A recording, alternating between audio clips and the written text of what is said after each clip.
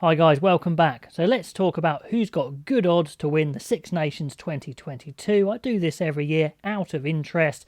I'm not a betting man and I'm not suggesting you do. If you do bet, then please do so responsibly. I think that's what you're meant to say, or maybe that's drinking, I can't remember. When the fun stops. You know what I mean, something like that. I'm just doing this out of interest, but I am talking about the odds. I'll also talk about who I think is likely to be maybe the best try scorer or the top point scorer as well, just again out of interest. So here are the odds from, the best odds amalgamated on the internet, so not from one particular betting site, if you like. And here we go. So on the left we have the odds, and on the right we have the return if you were to bet £1, just to put it into context, because sometimes those odds don't mean a huge amount without that context of winnings, if you like. Now, who do I think has good odds? Well, first of all, France and England, I don't think they've got good odds. Now, France, yes, they're definitely favourites to win the Six Nations. They're my favourites. They're pretty much everyone's favourites. So they should be at the top, but still, the Six Nations is so hard to win. There's so many different variables. Everyone can beat everyone, obviously, not Italy, but everyone can beat everyone. It's very difficult to win. I didn't even put up the odds for Grand Slam because they're incredibly short, very hard to do. But no, France, yes, they're the favourites, but I wouldn't say they would definitely win. So I don't think 13-8 is particularly good odds, a good return. And England, well, their odds are always overinflated, if you like, always a bit too short, just the way they're calculated by the sheer number of bets people put on. England probably aren't that good or, that much favourites to win, I'd say, so I'd leave them alone as well. Sure, they could win for sure, they've got the ability, but 37-13 or whatever that averages out as isn't very good to me. So the rest of them, I think, yeah, they're pretty enticing. Ireland, 4-1, not bad. Considering their blistering autumn form, they look like a team right on top of their game. Their personnel is pretty settled. I like the balance between the youth and the experience. They actually look pretty much ready to roll into a World Cup. Pity it's not this year. But if they can carry that into the Six Nations, 4-1, so a return of £5 to £1, yeah, that's pretty good. If I was an Irish fan, I might be tempted by that. Down to Wales. Now, Wales, they like being the underdog, and, it's not like they don't win the Six Nations. They've got a really good record in the Six Nations. I did a whole video on how Wales maybe are the most successful side in the Six Nations ever when you take all things considered. But 9-1, yep, that's an outside, an underdog tag, if you like, odds. But, for £10 for every £1 put on total return, that's pretty good. They won last year. We know they can hang tough. You don't have to win the Grand Slam to win the Six Nations. You can do it on 4 wins. You can even do it on 3 wins. So what's to say they don't do it again? And even if they don't, what have you lost with those sorts of odds? So they're pretty good, I would say. Scotland, even more enticing on 16-1.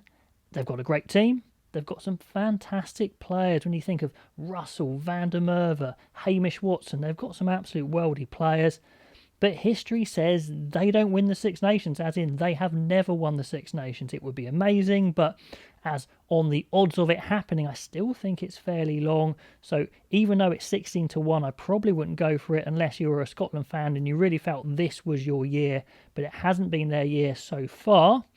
And Italy, 1,000-1 is basically a bookmaker's way of saying they're not going to win, and they're absolutely right. They're not going to win. Like I said, their job is to try and win one match, which will be interesting to see if they can do that.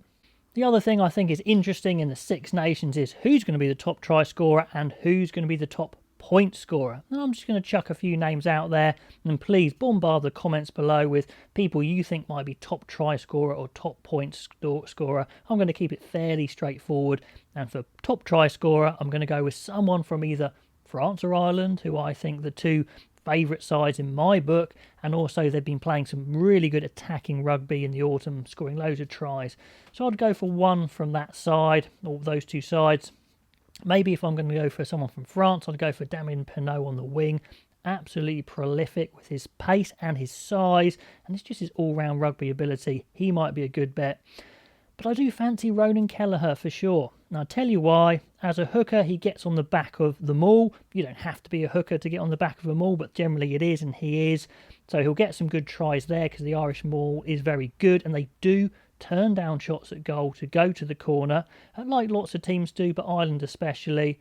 And he's very prolific out wide as well. He's used out wide, which a lot of hookers are, but he's particularly dangerous out wide with his speed and his athletic ability. He's almost like a back out there. So I think Roland Kelleher would be my tip for top try scorer, if I was to give tips, which I'm not, of course. And then top point scorer obviously is going to be a goal kicker, unless someone has an absolute worldie of a try-scoring Six Nations, but really is going to be a goal kicker, someone who's probably going to start every match for that team as well, pretty much, or most of the matches at least. It does help if they score tries as well. So, could you go for Marcus Smith? He kicks and scores tries, but will he kick for England? I mean, if Farrell is fit and plays 12, say, he's probably going to goal kick, so I wouldn't go for Marcus Smith.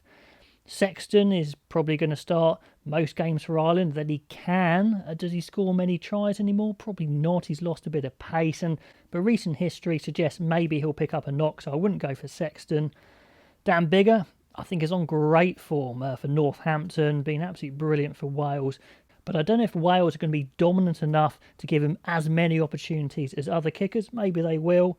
But I think it's between Finn Russell or Roman Intermac. Finn Russell probably I'd put in second just because I see France being slightly more dominant. Finn Russell kicks and also he scores tries as well. Roman Intermac kicks and scores lots of tries, plus his running game is probably the best out of all the 10s, all the goal kickers, plus the potential dominance of France in a lot of games. I think Roman Intermac is my tip for top point scorer. Anyway, guys, let me know what you think of those. Who's got the best odds as a team? Who's going to be top try scorer? Who's going to be top point scorer? And then lastly, do I think the home crowd issue is going to affect it? Now, I nearly made a video on this when it was looking that maybe Wales might move their games to England, but I held off because I thought things might change, and they do seem to be changing. Just before recording this video, I heard that Scotland is probably going to be letting in full crowds for their home games, which is great for them. And I imagine that some nations will follow as well. So hopefully we won't get teams handicapped by not playing to a home crowd. Anyway, guys, pop your comments below, and I will catch you next time.